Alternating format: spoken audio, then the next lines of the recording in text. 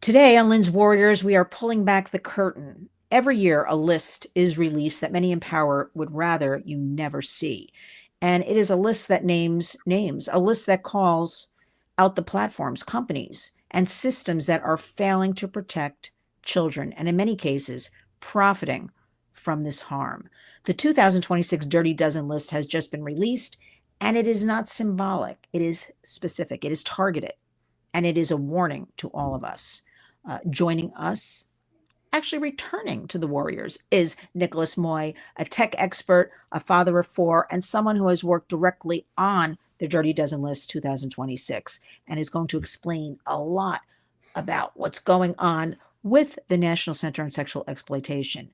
I want to say that you can follow nicholasmoy.com, also dirtydozenlist.org and sexualexploitation.org. But you know what? I'll have all of that in the body of the video.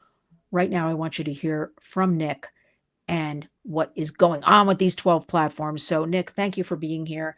I know it's not easy work, but it's necessary work. Absolutely. Yes. Yeah, definitely necessary. Thanks for having me back on. Of course. Yeah, this list is I'm excited to talk about it in a good and a bad way, right? The bad is obvious. It's harming kids, it's harming the users.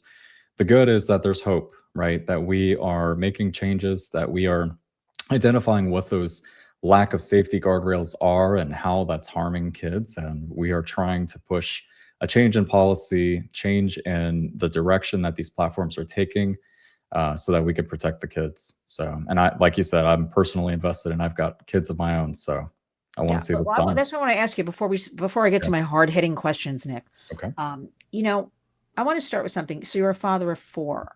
I am. It's not abstract for you, and your kids are young, right? Right. It's very personal. Right. How did you actually feel like working on all of this? What did you? I mean, anything you want to share? Was it almost like depressing? Was it invigorating? Was it like I got to do it because I got the kids and all kids? Like, Yeah. seriously, this is heavy stuff, right? It is. How did Yeah. you feel doing all this? No, I mean, there's a lot of heavy stuff, and how accessible these things are, it's insane. Lynn, it's crazy. I mean, if you're looking for it, you can find it. I mean, just within a couple of clicks on all of these different platforms that we listed. Another thing that I found very frustrating is putting up the protections that these platforms are claiming that they're making, and they are, many of them are. But the process of setting up the protections, it is, I mean, even for me, and I'm a technical expert, this is what I do. I build software, right? I secure software. It takes work. I had to look some things up. I stumbled. Sometimes things weren't working right. So it's not like it's the easiest thing to do for the everyday person that just wants to make sure that their kids can use the technology, but use it safely. So that was something. Yeah. No, I'm sorry. Do you think that's intentional? Because I have plenty of parents that tell me they can't go through 31 steps on an iPhone. Right. And they get to 10 or 11 and they hand the child the phone and say, just be safe. Yeah. Do you think it's intentional that they would set it up to be so difficult? I think that part of it can be. I think that may be part of the effort, because by putting protections in place, it limits what that particular user is going to have access to. When we talk about these platforms, they make a lot of the revenue through ads. Well, if the ads aren't running on a particular user who's claiming to be, let's say in their 20s, they're a male, they live in, Midwest America, right? And it could be a kid, but let's say that person is claiming to be that. That's their profile settings, right? The ads, if any, that are being distributed to this child, if they have the protections in place, those ads are gone. Right.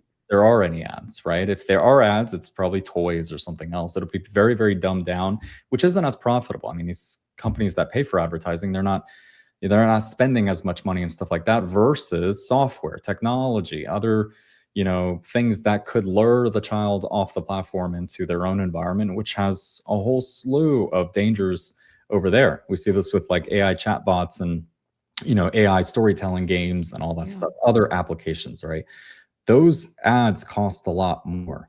And therefore, it's a lot more profitable for platforms like Facebook and Meta and Instagram and you name it, X and Oh, all that. So yeah, 100%. so it's basically the same old tired story, Nick, of it's, Yeah, profit over people, right. and it's about getting the eyeballs and making the money. Yeah, yeah. How they put their heads on their pillow at night, I don't know, but I'll leave that for another program. Now, the Dirty Dozen list. This is my Mm, sixth Dirty Dozen list. Okay, I wait for it every year, right? So we can really dig in and go after them and have a collaborative effort about, with all of our coalitions across the country. yeah. Do you want to name the 12? I have them right in front of me. I want to name them, then go into a few of them. Do you want me? Yeah. Do you want me to name them? Yeah, yeah, go ahead. Take the lead and we can talk about it. Okay. Amazon, Android, Apple App Store, uh, Chromebook, Grok, Telegram, Snapchat, Discord, Steam. That's a bad one, Steam. TikTok, Mhm. X. Last but never least, Mark Zuckerberg himself. Yeah. Okay. Yeah. Now, these are no, I guess these are alphabetized, but there's not one worse than the other. They're all kind of bad, right? They They all have their are. own set of problems type of Yeah. thing. Not Yeah. Amazon's number one here. Doesn't mean Yeah. that's the worst, correct? It doesn't mean that at all. It's just Correct. part of the 12. Correct. Let's start with, for people hearing about the Dirty Dozen list for the first time, Mm. just give us a sentence or two. What is it? The Dirty Dozen list is a list of 12 technology platforms or people related to technology platforms that are building something that is, I mean, it just has drastic impact on the economy, the people that use it as a whole. But there are a lack of protections that are harming children. And specifically with Nicosia and the work that they do, typically those harms have to deal with sexual exploitation, extortion, anything that might be grooming. Like it could be anything that's harmful that we as parents do not want our kids to have access to. So Yeah, human dignity. human dignity. That's it. Perfect. That just wraps it all up. Yeah. So Nick, when you look at this list, is there a common thread with all I of them? would say so. I would say so. So, I mean, each item in this list, every one of these platforms and everything that we've called out, it is unique to what they do. I mean, you take, for example, Discord. It's a gaming chat platform. That's different from Steam, which is a gaming marketplace, which is different from Amazon, which we all know what Amazon is, right? So they're all a little bit different, but I think one of the commonalities here is that they are exploiting kids, or there is some type of bad rap that is affecting, like you said, human dignity. It's affecting the human dignity of our people, both young and old. And a lot of these things can be tweaked. They can be changed in a reasonable amount of time, and for these companies, reasonable amount of money. But they're not. And the question is why? Like just do it. So Yeah, but just do it means less in their wallet. This is what I break it down to, because I over the years I can't figure anything else out, Nick. Who would right. want to hurt kids? Who would want to keep escalating this? Who would want to affect, mental health of kids, disrupt families, trauma, right? Yeah. So let me be very direct. I mean, I think these companies are very aware, and we know, we just had the 2 court cases of what they're doing. Yeah. Would you agree with me? They have just chosen not to act. Yeah. These platforms, they know what's going on in their platforms. I mean, they have the smartest engineers building out what their product is, right? And with that comes, logging. Like they can see the logs, they can see what you as a user, when you create an account, what are you accessing? What time did you access it? What did you say? What did you engage with? What did you search? What did you buy? Like they can see everything, and everything is logged to unique identifiers that is associated with your account. They're not amateurs when it comes to this type of stuff. I mean, many of these, they set the bar for how software is built, and other software companies look to these organizations on how to build a profitable software company. They absolutely know what they're doing. They can see the data. It's all tied in together. So, with one couple clicks right there and just changing a little bit of their environment, they can improve it. They can make it safer for everybody. So, I mean, that's what we've been calling for. Just You can do it. Let's do it. But the history of big tech, the platforms, they just don't. Even if they tell us or put out the glossy, PR releases and the safety features and filters that, Yeah. I don't know, maybe 2/3 of them, I'm going to say, don't really work correctly, right? Mhm. Uh, Yeah. they just dug their heels in, Nick. This is what I find so amazing. They just do nothing. Okay. Yeah. Um, what do you think is the most shocking thing? Did you discover anything you didn't know that like shocked you? Because you are this technologist, this expert. This is Mhm. what you do. Did you Right. uncover anything that just stopped you in your tracks? Several times. Wow. Several times. One of the companies on this list, Steam. So Steam was something that had been on the Dirty Dozen list before in the past, and we were contemplating whether or not we should explore it. And one night, I was looking at another one of the lists. I think it was Grok. I was just kind of analyzing what was going on over there because AI is a big focus. I mean, AI is everywhere. Massive push for it. Tons of money being poured into it from all different corners of the earth, and that was a big focus on this project. But my son has a laptop, and I play video games with him on occasion, along with my brothers and cousins and whatnot. We'll all get together and play some games. That's what we do. And I jumped on my son's laptop, and there was Steam installed on it because we had purchased a few games for him to play with. And I was like, you know what? Let me just kick around and see what I can find. I just want to spend a couple minutes and see what I can discover. And Lynn, I was shocked. Like I mean, just within 10 minutes, I was able to access very sexual, very explicit. I mean, not even the games, it was just the trailers, it was just the images, it was in the description of what this game entails on my son's laptop. He's 10, by the way. And I'm like, holy cow, I got to take this thing off. I am not allowing him to play with this. Wow. So just dug deeper into that and just like Did, insane. did you ever, Nick, talk to him like to say, "Hey, did you go on Steam or what do you think Steam's about?" Like, like talk to him as a kid, as a 10-year-old, like Yeah. to try to get Yeah. some like information from him, if Yeah. or no, you just So stay away from that. we in our house, we're very strict on the policies when it comes to technology. And I mean, it's a laptop. We don't keep it stationary. It's something that I keep locked up. And when it's time to play, I will pull it out. I'm sitting next to him. My wife is behind us. Like she can see everything. I can see everything. We know what's going on. And so thankfully, when it comes to exposing technology to our kids, that's how we keep it across the board. Everything's very transparent and open. And you know, our kids are a bit more sheltered, I guess you could say, when it comes to the technology and how to navigate this stuff. They know how to access what we provide to them, but aside from that, they don't know, right? And they're also at a younger age, so we're not allowing them a lot of free time and access to these laptops and phones and apps and all that stuff. So to answer your question, I didn't have that conversation with him just Right. because I already knew just from the times that I had been working with. Like he doesn't even know the password to get into this thing. Like we keep this thing Right. Why locked open down. that whole thing up to him when he's not? Exactly. But in time we will. I mean, my wife and I have had these conversations like we should probably start talking about, what is SEX and like let's start to having these conversations with our kids so that they actually know, you know, as they get a little bit older, hey, you're going to be influenced or you're going to be, talking to somebody else about this, maybe at, swim team or some kind of sports events or school or whatever, right? We want to make sure that you are equipped and we exposed you to it in a safe and controlled environment before you got exposed to it out in the wild. And so that's something that, we're going to start talking more about. But when it comes to technology, this particular situation, no, we already had things pretty much locked down. I Good was for just surprised by what was available. I mean, it's like we talked about last time, a Trojan horse, right? I put this thing you. on there and thinking it was going to be fine, thinking it was going to be safe, and it's not. So No, and I feel like, anywhere the kids are, so are the predators. I always use that tagline. right, right, Wherever the kids are, right?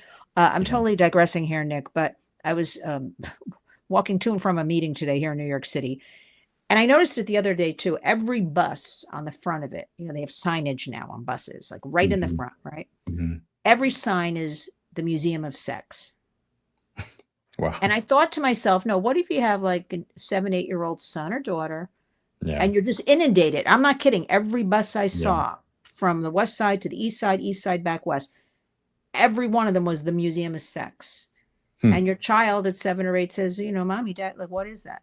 And we're Yeah. for it. But there's such a sexualization in society Yeah. that's been There is. coming. But I feel like in the since COVID, it has really ramped up, pushing Yeah. the kids in that direction. And Yeah. this doesn't have much to do with anything, but I'm thinking like, what if, you're walking with your child in New York City, you're not prepared.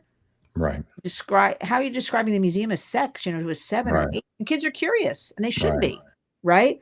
And Yeah. just being shoved at us. Again, they spent a lot of money, I'm sure, taking a big campaign, and they could Mhm. afford to put on every bus in New York City. So Yeah. we know this is, I like to say, Nick, there is a war on for our children, and it's all of this. Absolutely.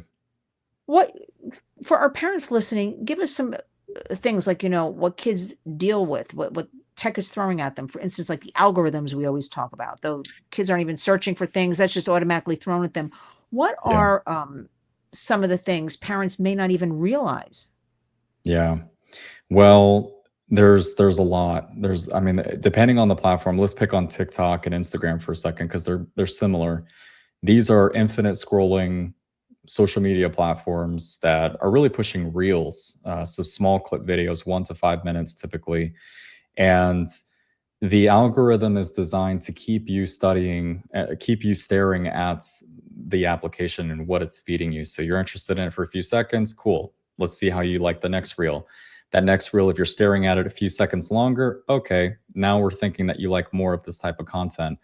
When you put some kind of algorithm like that in front of a child that is being exposed to what's out there in the wild for the very first time, they can be fed things that they're not equipped for Right. that are, I mean, they're just immoral. It's gonna challenge, the virtues of the home that maybe you're raising your kids in. And that these are things that I think we as parents have to be aware of. In my house, my motto is to just not allow them access to it. For the things that we are going to allow access to, I have it fully vetted. I know exactly what they're doing it, when they're doing it, and they are locked out otherwise. But I also know that as kids get older, and every situation is different, every home is different, those rules have to be, changed a little bit just for, the situation for what it is. Um, which is why I think that we have to hold the platforms accountable and making it easier and giving them like this clear messaging, like this has to be fixed. You guys have to modify what your platform is dishing out, really, doing age verification, really identifying who is your customer, the KYC, right? Know your customer, in this case, know your user, and make sure that you're providing them with the right appropriate information that's not going to hurt anybody. Yeah. But Nick, I don't think, I mean, with the history of big tech, unless they are really held accountable. And so last week we had 2 great wins in court, which is Mhm, terrific, right? mhm. There's Yeah. thousands more cases across the country pending. There's one happening in Washington state right now. But until they're actually in that wallet, like really held accountable. Yeah. But then, Nick, follow my thought on this one. I'm so afraid that they have so much money and power that to pay out a couple of $1 billion, or several billion, because their investment now has been in AI the last couple Right. of years and speeding up, Right. that this for them will be like, okay, we'll just pay it off, keep everybody quiet and happy. Yeah. And while we're doing that and everybody thinks we're winning, Yeah. okay, uh, we're really right in front of everybody's eyes unleashing this Yeah. monster Yeah. of AI. What what do you think right now with AI? We keep talking about artificial intelligence, and we touched upon it a little bit, but do, I don't think the public understand. I talk about it every day. They truly don't understand it. I actually think people in our government don't even understand it. I think they think Mhm. it's a cute robot. I'm Yeah. not kidding. I think like Yeah. they think that's what it is. Yeah. What's your take as the expert? How are we going to break through that? Because I think the timing is right now. The Mhm. momentum is now. Mhm. The timing is now. We've learned what happened over the last 30 years with big tech. We've got studies now. We've got the 2 court cases, more coming. Yep. How, Nick, can we make the public, because I spend my days trying to do this, understand about all of this? It's a very difficult, you pointed out, you and your wife, you step up, you Yep. lock the devices away. You parents have to step up. Right. I can't figure any other ways to do all this. What are your thoughts? I think you definitely, you're on the right trail. I think AI is explosive. I think everyone is trying to understand it, or a lot of people are trying to understand it, probably the majority.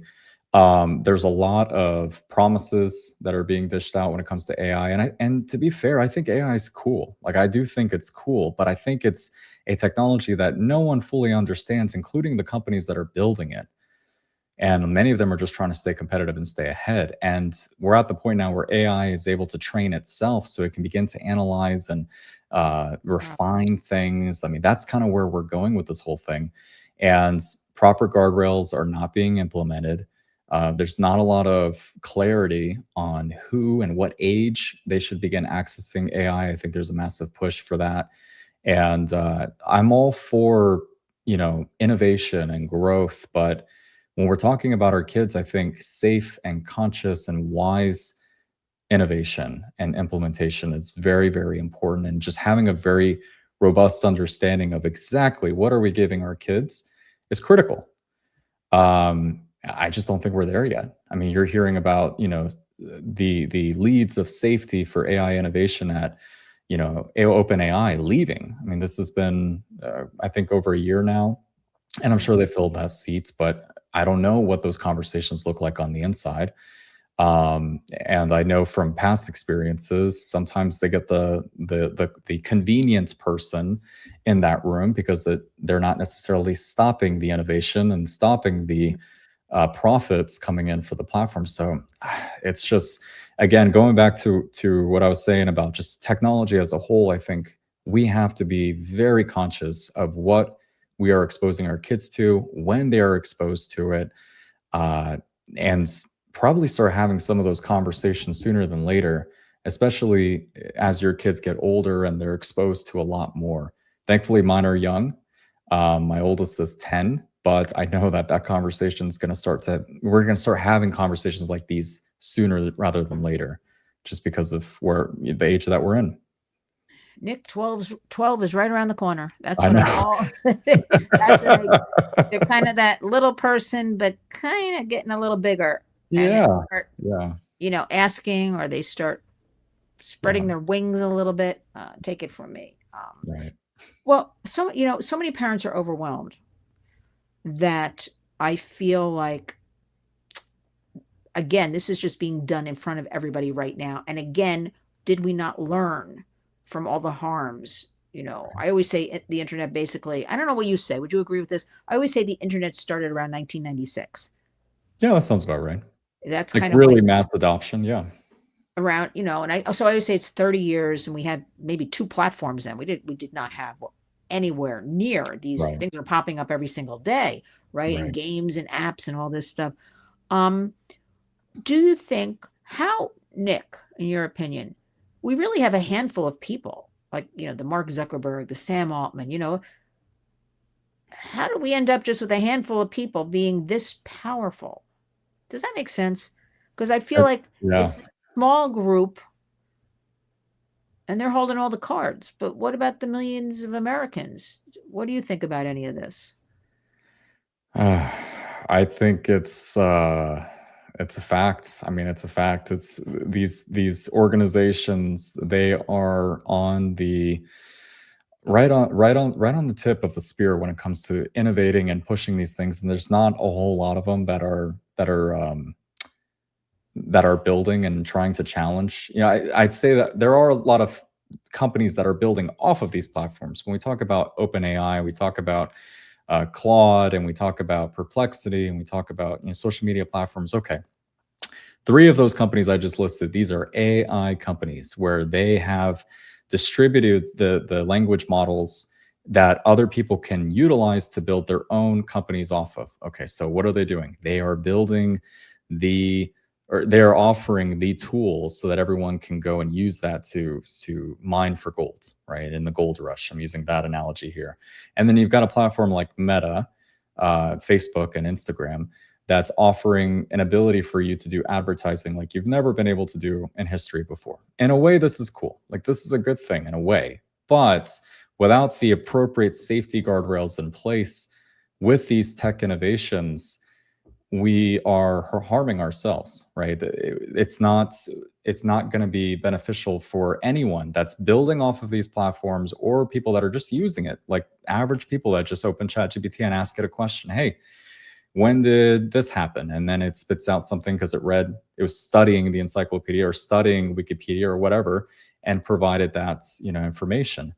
I think that we have to be very, very careful with Right. adopting these technologies and making sure that we are building safely and that we're advocating that these platforms put in the right safety controls. 100%. Yeah. The fact that these companies are holding so many, or so few companies are holding the cards to this, as well as, and they don't even understand, like some of these organizations, especially the AI companies, they are trying to wrap their head around the safety controls and what this is going to do to the economy and what this is going to do to users. Like, that worries me. It does worry me. And I think that this is where, having policies in place at the government level would require that they slow down on innovation and focus a little bit more on protection.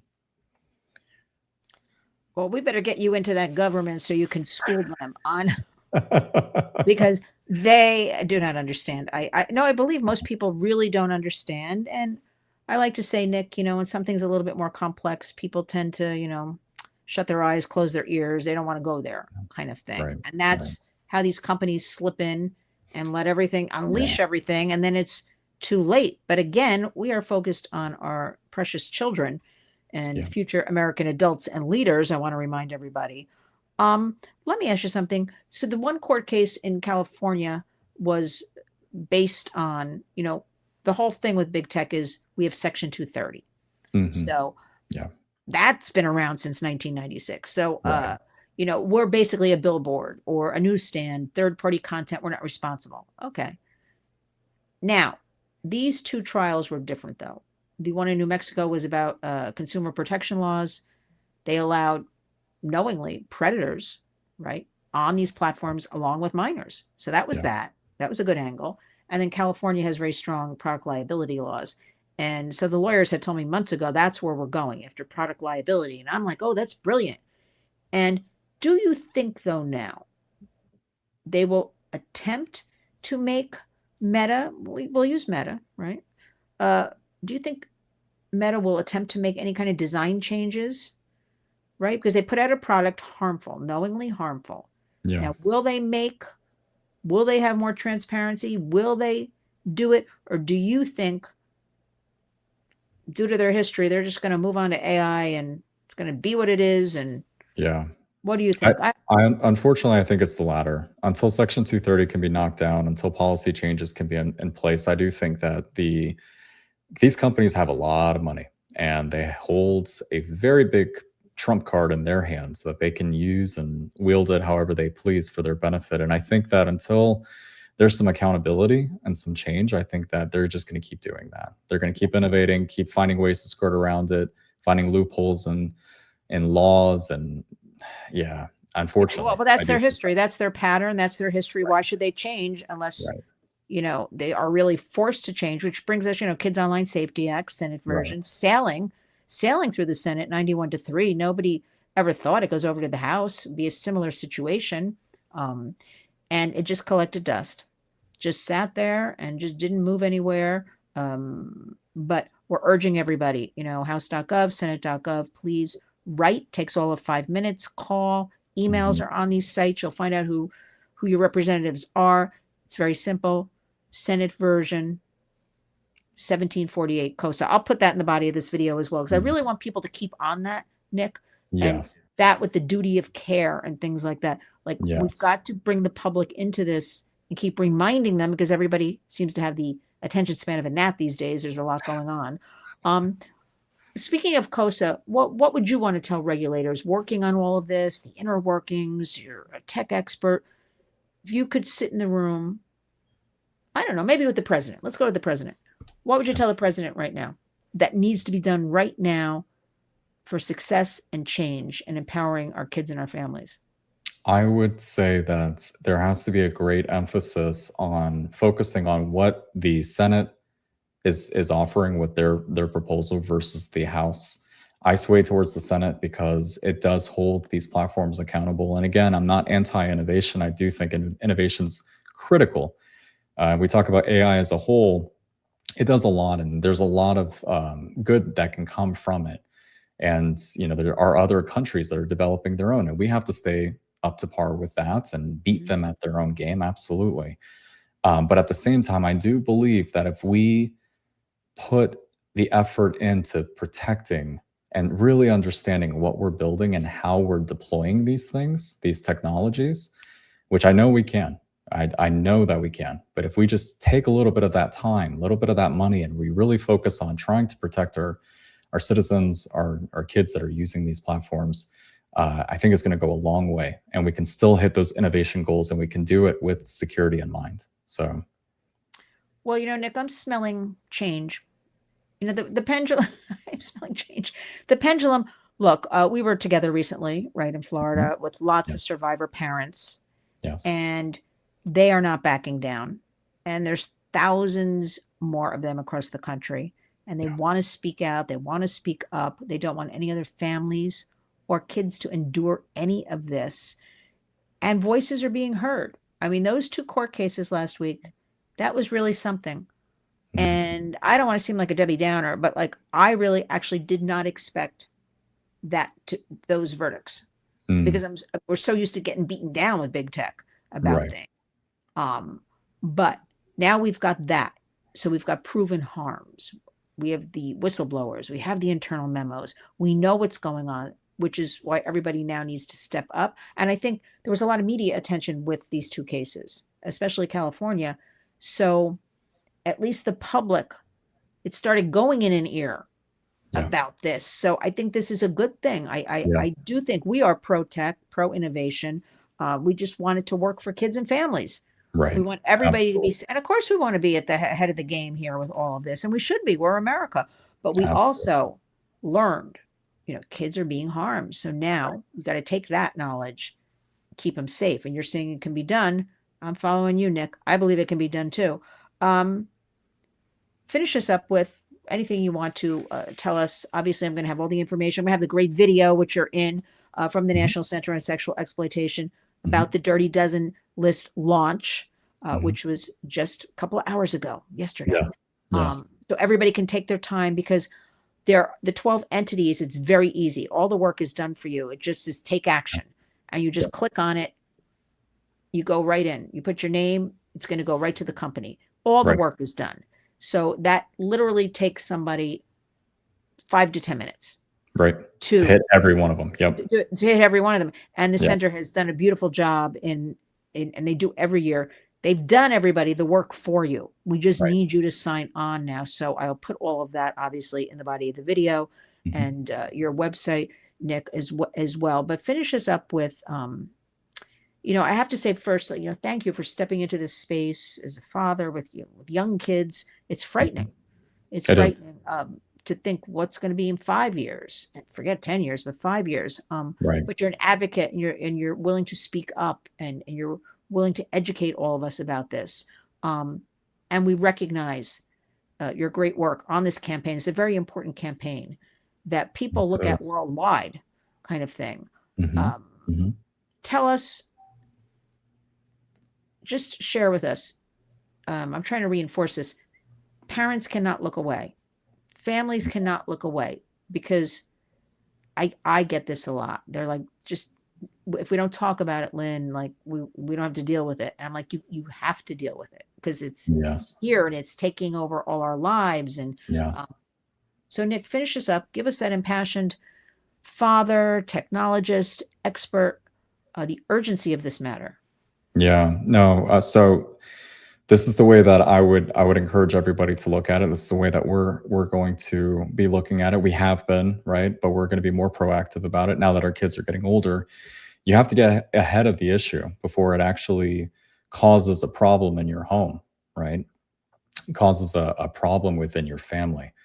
Attack this enemy head on. The enemy being the lack of safety and how tech is already being pushed. Look, again, not trying to be anti-innovation. I think innovation is important. I think that technology is inevitable, and only for a select few of people they do not use technology. But for the majority of us, we use technology, and it's Right. everywhere. But we do have to have communication. That is absolutely the number one tool I think that's going to help combat this. Communicating with our kids, communicating with each other, communicating with policymakers, raising our voice and addressing the problem head on. If we just sit back and do nothing, then nothing will be done. But if we do something together, we can make a change and we can protect families and we can make an influence on the people that do hold the cards, right? Yeah. We have to do this within my own home. I mean, yes, we are going to right now, we're already locking devices down, but we are going to be a lot more conscious about having some of these conversations about the dangers that are online, why we have these protections in place, and you know, as technology continues to grow and continue to expand, how can we adapt our security measures, our safety measures in our home for our kids to keep our home safe, right? To keep our kids safe. And I would encourage everybody to do that and take action. Go to the Nicosi website. Go to you know, the Dirty Dozen list, dirtydozenlist.org. It takes you to Nicosi's It website. takes you right to Yep, endsexualexploitation.org. It's all the National that's it. Center on Sexual Exploitation. It's all laid out there, right? I It mean, is. It the is. work is all done. The explanations are all done. It That's right. is a wealth of knowledge. It's free Yes. knowledge, everybody. There are so many free resources. So start with dirtydozenlist.org. I like to give homework here in the Warriors, Nick. This is Yeah. everybody's homework for now. These going after these 12 entities. Well, Nick, promise me you'll come back again. This is an ongoing topic we must talk about. I'm going to recommend to you that if you don't have a landline in your home, put a landline in for the kids. That's a good recommendation. And I no, like that. there's actually a movement across the country. A lot of kids are using a landline. The parents are Mhm. putting in landlines, and the Yeah. kids are kind of enjoying it. So that's what they That's tell me. awesome. That's So awesome. no, but so that sounds great. And there are different companies, you know, like Gab and Bark, Yes. that Yeah. it looks like a regular iPhone, but it doesn't have internet on it, and you can Right. text mom and dad and program it, you know, with grandma's number, and Yeah. you just have the phone, so a child doesn't feel left out. That's up to the parent. But there are Right. so many great resources. There But are. again, right now we're going to start with dirtydozenlist.org, the Mhm. National Center on Sexual Exploitation. Well, Nicolas Moy, thank you for doing all of this research. I know it's not easy. Again, I'm going to say it's so necessary. Please stay in touch with us. You know I'm going to stay in touch with you, um, Absolutely. because we have to know the risks, and we have Yes. to demand accountability, and we have to protect the kids. This isn't even, it's going to sound a little crazy, but this isn't even, it's not just about technology right now. It's about our children, and we got Yes. to do everything in our power. So thank you so much, Nick, for joining me again. I know you'll be back, and thank you. I'm looking You're forward to it. and Nick, you're a warrior. Thank you. I'm You're a honored. you are a tech warrior. So thanks, Nick. We'll talk Thank you. again soon. Okay, sounds good.